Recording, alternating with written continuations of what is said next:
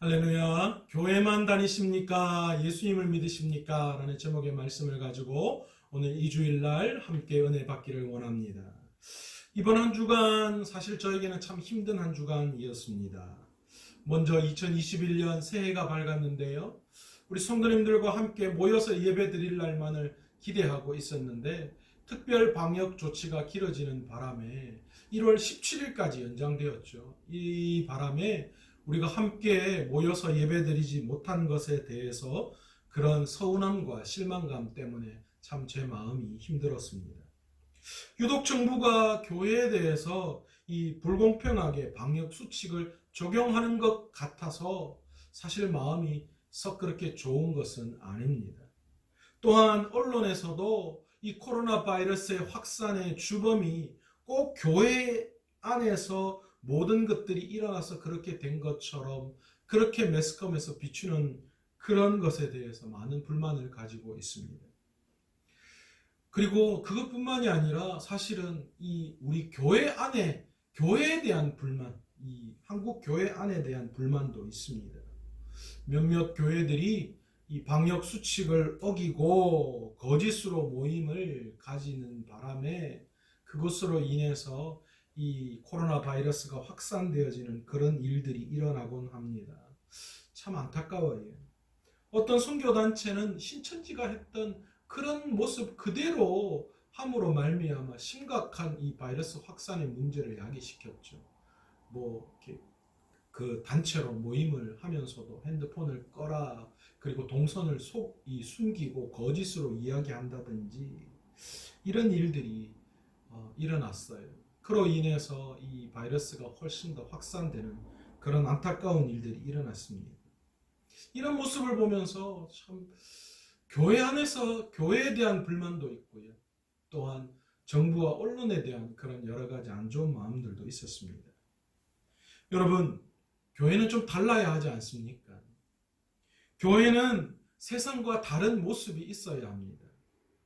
여러분, 교회는 세상과 다른 정직함이 있어야죠. 또한 말씀에 대한 당당함이 있어야죠. 이번에 세계로교회 이 손윤보 목사님께서 자신들은 정상적인 예배를 드리겠다. 이 특별 방역 조치 기간 중에도 정상적인 예배를 드리겠다. 그렇게 선포를 하셨어요.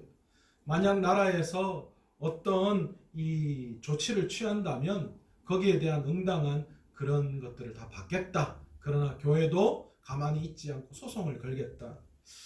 물론 이런 일로 교회가 이렇게 세상 법정으로 소송을 걸고 하는 이런 것들이 참 예민하긴 합니다. 그러나 저는 차라리 한국교회가 이런 모습이 있어야 된다고 생각합니다.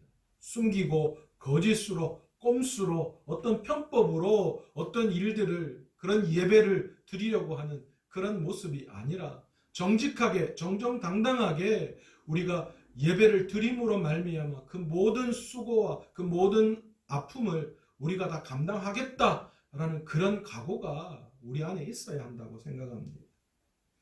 여러분, 예수님이 뭐라고 말씀하셨습니까? 예수님이 우리가 예배 드릴 때에 몰래 믿는 자들이 거짓말로 신앙을 숨기면서 거짓말로 그렇게 예배 드리라고 했습니까? 편법과 거짓으로 예배하라고 하나님은 성경의 어떤 곳에서도 그렇게 말씀하시지 않으셨습니다.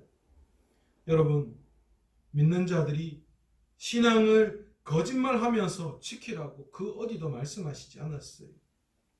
도리어 정정당당하게 우리가 신앙을 지킴으로 말미암아 여러 가지 우리가 받아야 할 고난과 어려움 그 모든 것들을 당하라 말씀하셨어요. 요한복음 16장 33절에 보시면 세상에서는 너희가 환난을 당하나 담대하라 내가 세상을 이기었노라 말씀하십니다. 여러분, 우리가 이 세상 속에서 예수님을 믿는다는 것, 그것은 다른 말로 내가 세상 속에서 환난과 고난을 당하겠다라는 그런 의미이기도 합니다.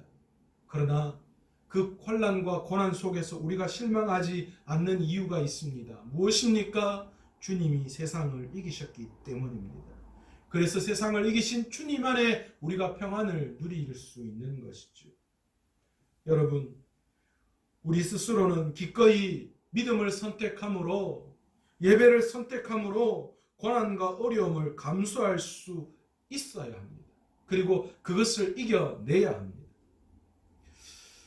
여러분, 두 번째로 이 한 주간 제 마음을 아프게 한 것이 있습니다. 그게 무엇이냐? 바로 정인이 사건입니다. 태어난 지 271일, 겨우 16개월 된 이 입양아가 양부모의 학대로 말미암아 죽음에 이르는 사건이 발생했습니다. 대국민적인 분통을 터뜨리기 위한 사건이죠. 그런데 더 저를 안타깝게 한 것은 이 정인이를 죽음에 이르게 한 이 양부모의 이 부모님들이요, 다 교회 목사님이시다라는 거예요. 다 포항에서, 안동에서 이 단임 목회를 하는 목사님이 가정에서 태어난 이 기독교 집안에서 자라난 그런 자녀들이었습니다. 기독교적 세계관을 가지고 자라났어요. 그리고 이 두 양부모 모두가 다 포항에 있는 기독교 학교, 아주 좋은 학교로 그렇게 소문이 난 학교죠. 그 학교에 다니었던 학생, 그리고 그 속에서 캠퍼스 커플이었던 그런 사람들이었습니다. 또한 두 사람 모두 입양단체 활동을 활발하게 한 경험이 있는 사람들이었고, 이 정인이의 양아버지는 기독교 방송국 행정국에서 근무하는 그런 사람이었습니다. 특히 제 마음을 더 안타깝게 한 것은 이 정인이의 양모였던 이 양모의 친정엄마는 이 교회 부설 어린이집을 운영하는 원장이었습니다. 어쩌면 이 양부모의 외적인 모습만 본다면 어쩌면 전혀 어떤 문제가 되지 않는 완벽한, 이 정인이를 입양할 수 있는 완벽한 가정이었습니다. 그런데 입양한 8개월 동안 그들이 정인이에게 가한 학대는 이루 말로 담을 수 없을 만큼 우리의 분통을 터뜨리게 하는 그런 일들이었습니다. 온몸에 골절상이 생겼어요. 갈비뼈가 여러 번 부러지고 쇄골이 부러지는 그런 엄청난 일들이 그에게 있었어요. 또한 장이 파열되고 온몸에 상처가 상처투성인 그런 모습으로 전락해 버렸어요. 심지어 양아버지는 이 아이를 세워놓고 비비탄 총으로 그 아이를 맞췄다고 합니다. 또한 16개월 된 아이를 집이나 차에 방치해 두고 자기네들끼리 식사하러 가고 지인을 만나는 그런 일들도 있었고요. 이 아이의 변이 냄새가 난다고 이상한 음식을 만들어서 그 아이에게 먹였다라고 합니다. 어떻게 사람이 이렇게 할 수 있을까요? 많은 사람들이 그렇게 이야기했어요. 아니, 그렇게 싫으면 그 아이를 파양하지 왜 그렇게 하면서도 계속 그 아이를 데리고 있었느냐, 그런 질문을 했다고 합니다. 그랬더니만 그 양부모의 입에서 나온 이야기가 뭐냐, 자신들의 이미지 때문에 파양할 수 없었다, 그렇게 말했다고 합니다. 자신들은 의로운 자들이라는 거죠. 자신은 이렇게 다른 아이를 입양할 만큼의 그런 세상 사람들에게 보여주는 성숙한 사람들이다라는 것을 보여주고 싶었던 것입니다. 여러분, 어떻게 이런 일들이 일어날 수 있을까요? 그것도 이 교회를 다닌다는 사람, 그리스도인이라고 이야기하는 그리스도인 가정에서, 목회자 가정에서 태어나서 기독교적인 가치관을 가지고 살아온 이 사람들이 어떻게 이렇게 할 수 있을까요? 그 질문이 저에게 떠나지 않았습니다. 그런데요, 그들에게 뭐가 문제였을까 곰곰이 생각하다가 든 생각이 있습니다. 그게 무엇인가? 그들은 교회만 다녔지 예수님을 믿지 않았다라는 것입니다. 그러기에 그들의 믿음 또한 하나님의 말씀은 그들에게 아무런 의미가 없는 거예요. 그들은 그냥 외적인 보여지는 것을 위해서 교회만 다닌 거예요. 여러분, 세상 사람들은 그리스도인에 대한 그런 무언가 특별한 기대치가 있습니다. 여러분 어떻게 보면 아니 교회에 대해서 왜 이렇게 불공평하게 이야기하느냐라고 우리가 이야기할 수 있지만 어쩌면 그게 당연할 수 있습니다. 왜 그렇습니까? 세상 사람들은 교회를 보고 우리 믿는 자들을 보고 적어도 예수 믿는 사람들이라면 이런 정도는 되어야 된다라는 그런 기대치를 가지고 있어요. 그런데 그 기대치에 못 미칠 때에 그 기대치가 깨어질 때에 사람들은 그리스도인을 향하여서 욕을 하게 되죠. 여러분 구약에서 하나님께서는 선택받은 이스라엘 백성이 이 세상 이방인들과 달라야 함을 강조했어요. 그래서 그들에게 율법을 주셨고 그 율법을 지킴으로 그들은 세상 사람들과 달랐습니다. 그것이 그들에게 거룩이고 세상 사람들과 구별되는 것이었습니다. 신약에 와서 예수님께서는 사랑을 강조하셨어요. 그래서 너희가 서로 사랑할 때에 내 제자인 줄 사람들이 알 것이다. 그렇게 말씀하셨죠. 이 사랑이 세상 사람들과 그리스도인이 다름을 나타내주는 기준이 되었습니다. 그런데 요즘 그리스도인들은 도무지 그런 모습이 없어요. 세상 사람들이 그렇게 바라고 기대하는 그런 모양들이 전혀 갖추어지지 않고 있다는 거예요.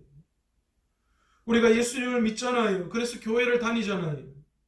그렇다면 세상 사람들과 다른 모습이 있어야죠. 세상 사람들은 그리스도인들에게 그것을 기대해요. 그런데 요즘 그리스도인들은 전혀 그런 모습들이 없습니다. 도리어 세상 사람들보다 더 못할 때가 많아요.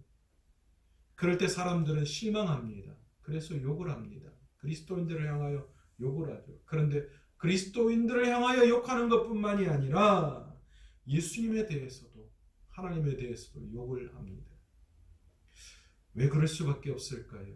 우리는 말씀을 통하여서 하나님을 보지만 세상 사람들은 우리를 통하여 하나님을 보기 때문입니다. 그리스도인들이 예수 믿는 너희들이 그것밖에 안 된다면 너희가 믿는 하나님도 똑같아 그렇게 취급을 해버리는 거죠. 여러분 요즘 교회 안에 예수님을 믿지 않고 교회만 다니는 사람들이 많아요.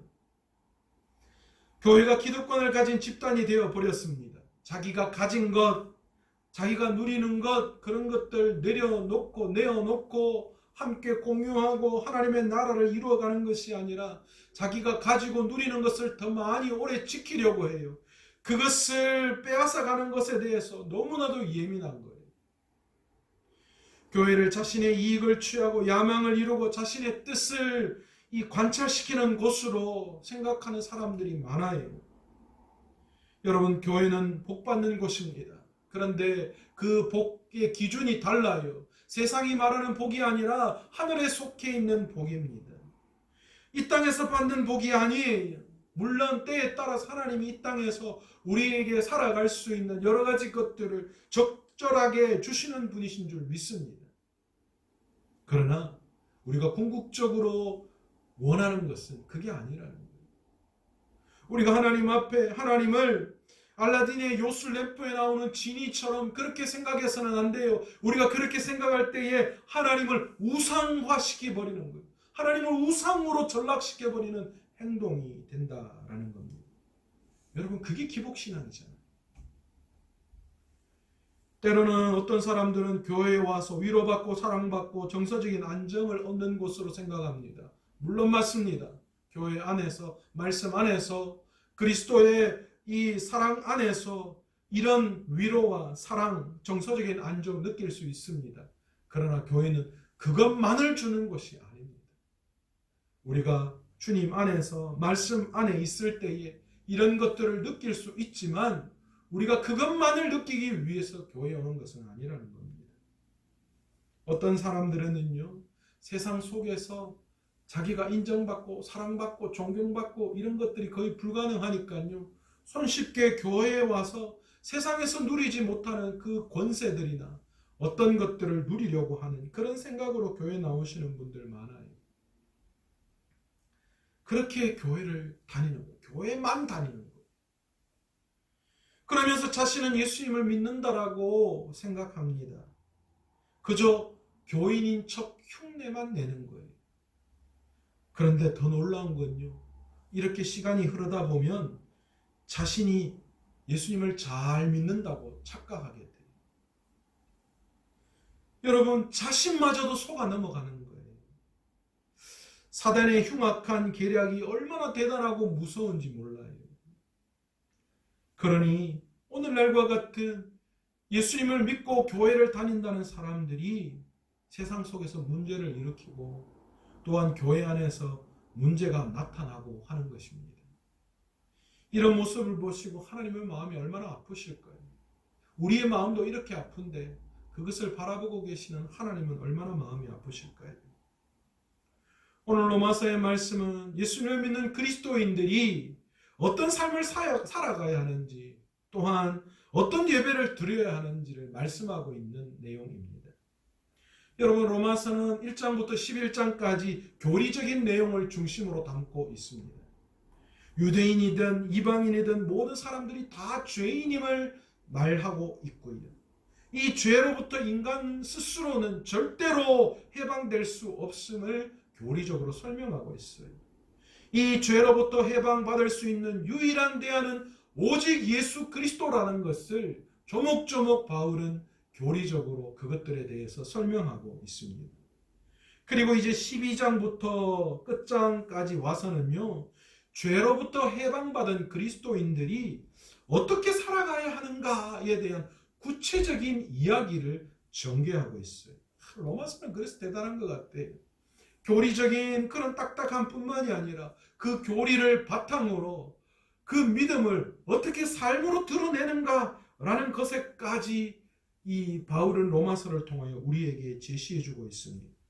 특별히 오늘 12장 1절과 2절의 말씀은요, 이 예수님으로 말미암아 구원의 은혜를 받은 자녀들이 이렇게 살아가야 한다라는 것을 이 1, 2장 두 절을 통하여서 이 책의 목차처럼 그렇게 이 두 장에 함축해서 그 의미를 담아서 우리에게 말씀하고 있는 것입니다. 오늘 바울은 1절을 통해서 우리에게 이렇게 권면하고 있습니다.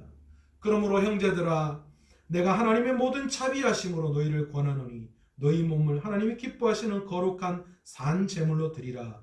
이는 너희가 드릴 영적 예배니라. 그렇게 말씀하죠. 여러분, 바울은 오늘 말씀을 통해서 우리의 구원이 어디로부터 왔는지를 설명하고 난 다음에 이제 그러므로라는 이 단어를 말하면서 우리가 살아가야 할 그리스도인의 삶은 우리의 몸을 하나님이 기뻐하시는 산제사로 드리는 것이다. 그렇게 정의를 하고 있습니다. 그리고 이 하나님이 기뻐하시는 산제사로 드리는 바로 이것이 우리가 앞으로 드려야 할 영적 예배다. 그렇게 정의를 내리고 있어요. 여러분, 그렇다면 너희 몸을 하나님이 기뻐하시는 산제사로 드리라 라고 이야기했는데, 여기서 하나님이 기뻐하시는 산제사는 무엇을 의미하는 것일까요? 여기에서 이 말이 무엇을 의미하느냐에 따라서 앞으로 우리가 드려야 할 영적 예배가 무엇인지 나타날 수 있다라는 것이죠. 로마서 12장에서 시작되는 바울의 이야기를 생각해 볼 때에 여기에서 말하는 하나님이 기뻐하시는 산제사는 구원받은 성도들이 실천적인 신앙생활을 어떻게 해야 하는지에 대해서 말씀하고 있는 거예요.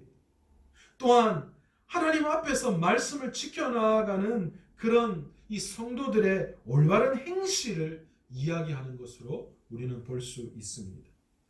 여러분, 오늘 본문의 말씀에 나오는 이 영적 예배라는 이 영적 예배에서 그 의미를 찾을 수 있는데요.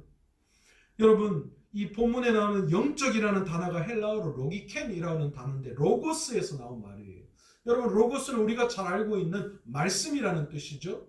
그런데 이 로고스에는 이 말씀이라는 뜻과 이성적이고 합리적인 이런 뜻이 포함되어져 있습니다. 그래서 여기에서 말하는 영적 예배에서 이 영적이라는 것은 이성적이고 합리적이고 말씀이 되는 이라는 그런 뜻이죠. 그러니 다시 말해서 여기서 말하는 영적인 예배는 합리적인 예배, 이성적인 예배, 말씀이 되는 예배, 이렇게 우리는 해석할 수 있는 거예요.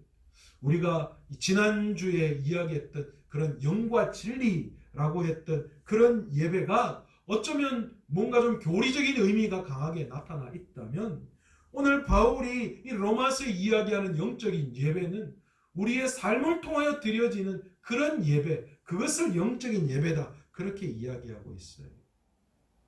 여러분, 하나님이 받으실 만한 합리적인 예배, 그러니까 주일 공예배 드리는 예배 이외에 우리의 삶에서 나타나는 성도들로서 실천적인 삶 그 자체가 바로 하나님이 받으실 만한 예배로서의 가치가 있다라는 뜻입니다.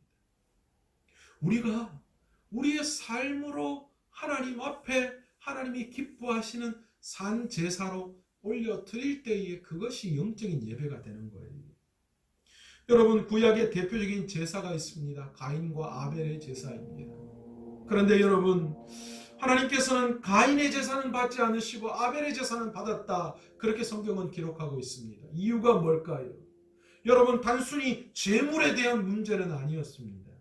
창세기 4장 7절에 보시면 내가 선을 행하면 어찌 낫을 들지 못하겠느냐, 선을 행하지 아니하면 죄가 문에 엎드려 있느니라, 죄가 너를 원하느나 너는 죄를 다스릴지니라.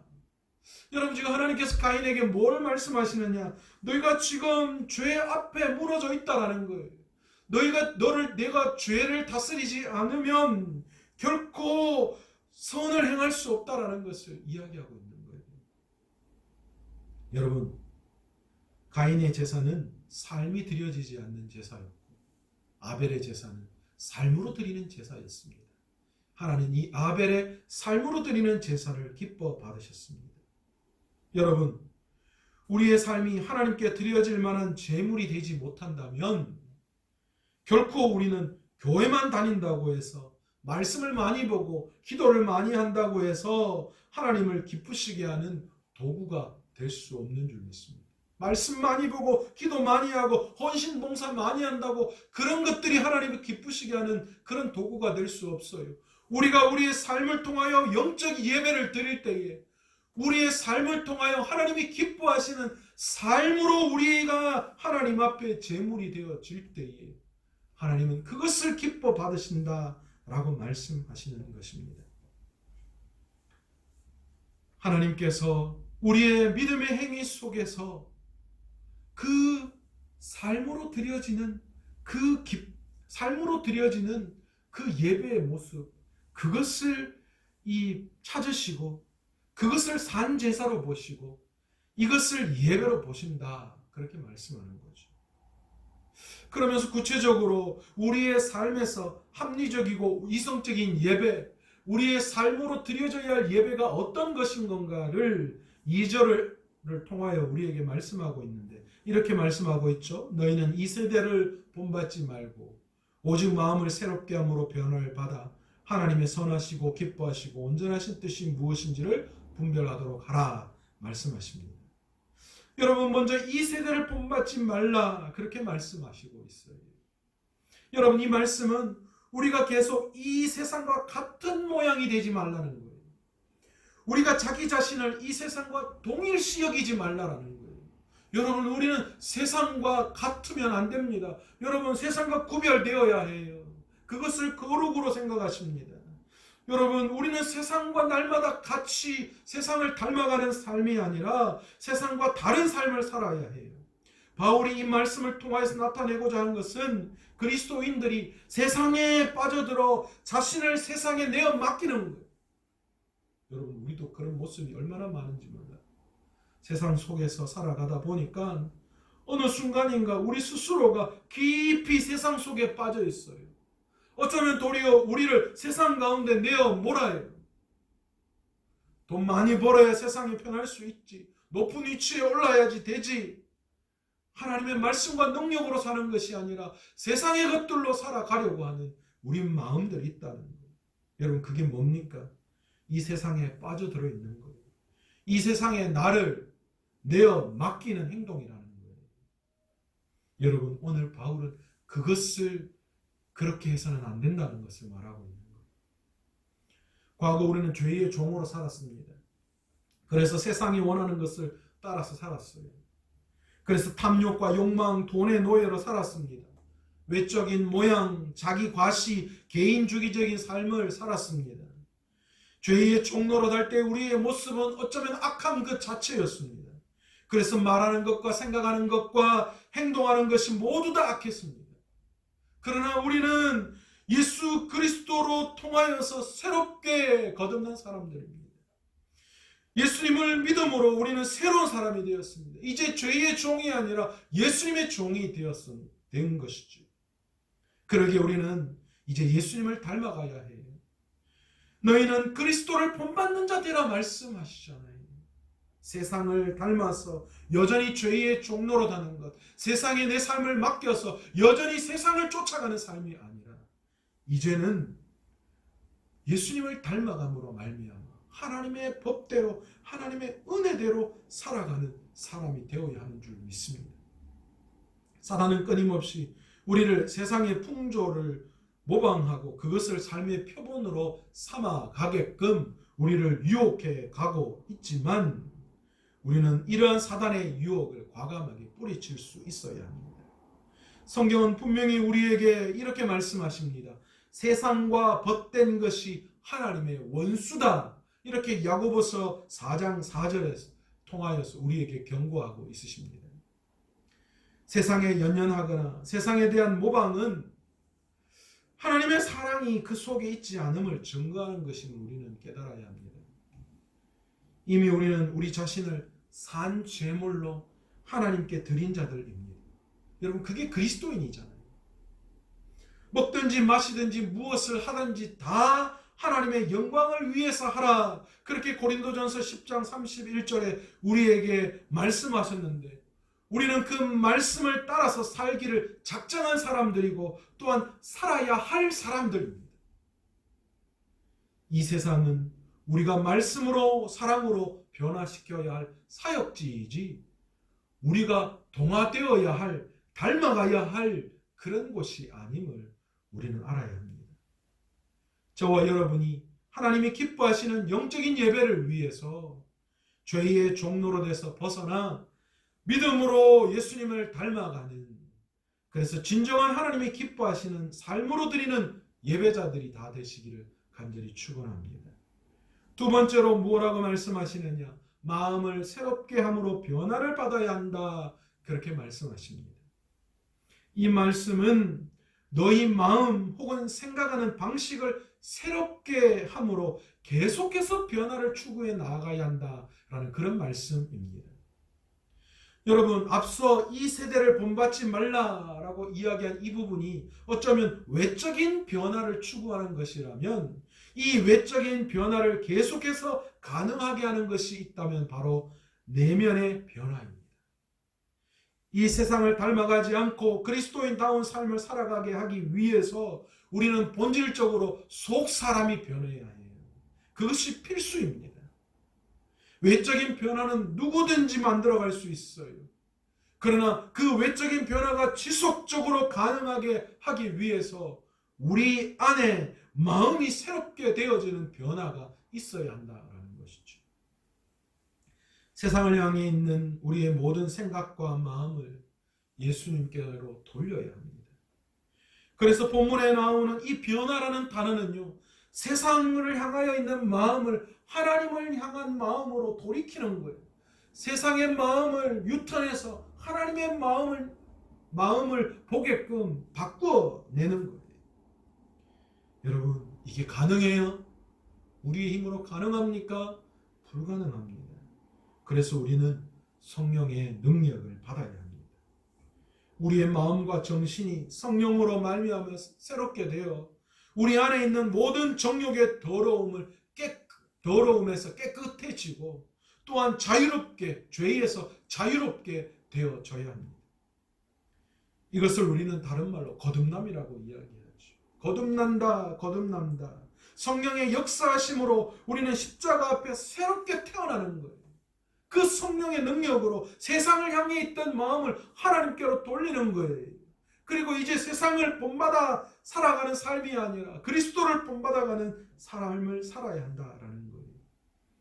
이것이 없으면 우리는 결코 하나님을 기쁘시게 하는 삶, 하나님이 원하시는 영적 예배를 드릴 수 없습니다.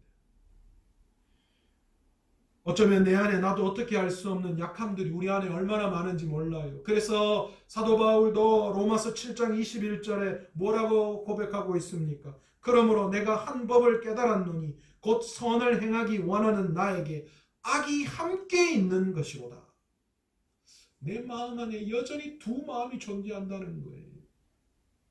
그러면서 24절에 오호라 나는 공고한 사람이로다. 이 사망의 몸에서 누가 나를 건져내랴. 그렇게 고백하죠. 여러분, 이 두 마음에서 우리를 건져내실 분 오직 성령님이신 줄로 믿습니다. 자신 안에 있는 이 두 마음을 다스릴 수 있는 길은 오직 성령을 의지하는 거예요. 내 안에 내주하시는 성령님을 붙들고 날마다 간구하셔서 내 내면의 변화, 성령의 거듭남의 변화를 받을 수 있는 저와 여러분 되시기를 간절히 축원합니다. 그것이 하나님을 기쁘시게 하는 영적인 예배를 드리는 길임을 우리는 깨달을 수 있어야 합니다. 세 번째로 하나님의 선하시고 기뻐하시고 온전하신 뜻이 무엇인지를 분별하도록 해야 한다라는 겁니다. 여러분, 이 말씀을 원문에 가깝게 해석하면 그런 말씀이에요. 너희가 변화를 받아야 하는 목적이 하나님의 선하시고 기뻐하시고 온전하신 뜻을 증명하기 위해서다. 그렇게 이 말씀하는 거예요. 바울은 성도들이 하나님의 선하심과 기뻐하심과 온전하신 뜻을 파악하기 위해서 변화를 받아야 한다. 그렇게 설명하고 있습니다. 여러분, 세상은 하나님을 인정하지 않습니다. 하나님의 창조도, 하나님의 전지전능하심도, 여전히 지금도 하나님이 이 세상 우주 만물을 주관하고 계심도 인정하지 않습니다. 그래서 세상 사람들은 하나님의 선하심과 하나님 안에서 나오는 기쁨을 인정하지 않아요. 그러나 믿는 우리들은 어떻습니까? 예수 그리스도의 은혜로 말미암아 구원받은 우리들은 그렇지 않습니다. 하나님께서는 모든 어떤 상황 가운데서도 협력하여 선을 이루시는 분이심을 우리는 압니다. 우리 하나님의 계획은 우리에게 복 주시기 위하심을 우리는 알고 있습니다. 그러기에 그 하나님의 선하심과 인자하심과 온전하심 그리고 기쁨을 우리는 고통과 어려움 가운데서도 느낄 수 있는 것입니다. 때로는 고난과 시련으로 말미암아 우리를 두렵게 하고 또한 그것들이 우리를 상처 입히기도 하고 실패하기도 합니다. 그러나 여러분, 그것이 우리를 실패하고 그것이 우리를 낭망하게 하거나 그것이 우리를 좌절하게 만들 수 없는 줄로 믿습니다. 왜 그렇습니까? 우리 주님께서 십자가에서 죽음까지 이기셨기 때문입니다. 그러니 더 이상 우리는 사망마저도 우리의 길을 막을 수 없습니다. 우리는 이런 하나님을 인정할 때 우리의 삶의 변화가 찾아오는 것입니다. 우리를 향한 하나님의 계획하심은 언제나 선하다는 것을 인정할 때, 그리고 우리의 삶을 통해서 이 선한 하나님을 증명해낼 때에 그 하나님을 날마다 찾아 나아가면서 그 선하심과 그 인자하심과 그 온전하심과 그 기쁨을 찾아서 우리가 누릴 때에 우리의 삶에 진정한 변화가 찾아온다라는 것이죠. 이 변화가 바로 하나님이 기뻐하시는 거룩한 산 제사로 드리는 영적인 예배입니다. 바울은 이 모든 것을 통해서 우리의 행동 양식과 생활 방식이 철두철미하게 하나님의 뜻에 의해 지배되어야 하므로 이에 대한 분별이 우리에게 분명히 필요하다는 것을 말씀하고 있는 겁니다. 하나님이 요구하시는 참된 예배는 이런 우리의 변화된 삶을 원하십니다. 그리고 우리의 삶의 매 순간순간 모든 행위가 하나님께 드려지는 것이 영적 예배라고 말씀하시고 있습니다. 우리의 삶의 중심이 예수님이 되시고 우리의 삶의 진정한 주인이 예수님이 되실 때에 비로소 영적 예배가 가능하게 되는 거예요. 우리 귀한 마산 서문화교회 성도 여러분, 하나님께서는 우리의 삶 전체를 제물로 드리는 살아있는 예배를 받기를 원하십니다. 우리는 그러한 하나님의 소원을 만족시켜 드려야 합니다. 그것이 하나님의 백성과 자녀된 그런 자로서의 마땅한 도리입니다. 그러기 위해서 우리는 이 세대를 본받지 말고 마음을 새롭게 하여 변화를 받고 하나님이 선하시고 기뻐하시고 온전하신 뜻을 분별해낼 수 있는 저와 여러분 되시길 원합니다. 우리가 우리의 삶 가운데에서 이것들을 이루어낼 때에 비로소 우리의 삶은 살아있는 영적 예배가 되는 것입니다. 정녕 우리가 우리의 삶 전체를 거룩한 산 제물로 드릴 때에 우리의 삶이 예배가 되는 신비를 체험할 수 있게 되는 줄로 믿습니다. 여러분, 우리의 삶이 그렇게 되지 않는다면 어쩌면 우리가 욕하는 바로 그런 이 정인이 양부모와 같은, 아니면 여러 가지 그리스도인이라고 이야기하면서도 여러 가지 문제들이 여전히 세상 가운데 있을 수 있고 나타나게 됩니다. 여러분, 우리도 사실은 욕할 입장이 아니잖아요. 우리도 우리의 삶으로 하나님을 기쁘시게 하는 이런 삶으로 영적인 예배를 주님 앞에 드리지 못한다면 우리도 교회만 다니는 성도이지 예수님을 믿는 성도라고 말할 수 없습니다. 오늘 이 시간 2021년 우리의 예배 가운데에 우리의 삶으로 드리는 예배, 이 로마서에서 이야기하는 이 영적인 예배도 저와 여러분이 드릴 수 있는 그 영적인 삶으로 드리는 예배에도 성공자들이 다 되셔서 날마다 하나님을 기쁘시게 함으로 말미암아 이 세상 속에서 진정한 그리스도인의 삶을, 그 진정한 세상 사람들이 원하는 그 기대치, 그 가치에 합당한 삶을 살아가며 또한 하나님이 기뻐하시는 그 일들을 이루어낼 수 있는 저와 여러분 되시기를 간절히 축원합니다. 기도하겠습니다. 하나님 아버지, 감사합니다. 세상 속에서 예수님을 믿는다고 하는 많은 사람들, 또한 교회 속에서 여전히 불안하고 또 여전히 일어나지 말아야 할 일들이 일어나고 있는 모습들을 보게 됩니다. 어쩌면 우리도 그 속에 자유함을 누릴 수 없는 줄 믿습니다. 우리가 하나님 앞에 구원을 은혜로 받은 백성으로 우리가 우리의 삶을 통하여 하나님이 기뻐하시는 산 제사로 우리의 삶을 주님 앞에 올려드리지 못한다면 우리는 아버지 하나님 예배의 성공자라고 볼 수 없고 우리는 결코 그리스도인다운 삶을 산다고 말할 수 없습니다.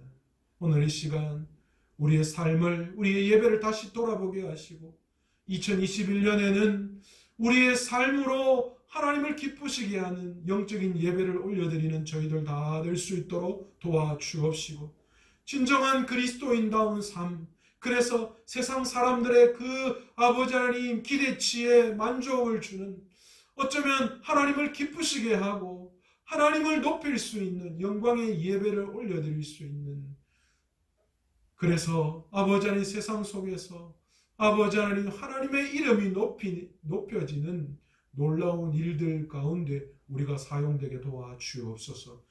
이 모든 말씀 예수님의 이름으로 기도드리옵나이다. 아멘.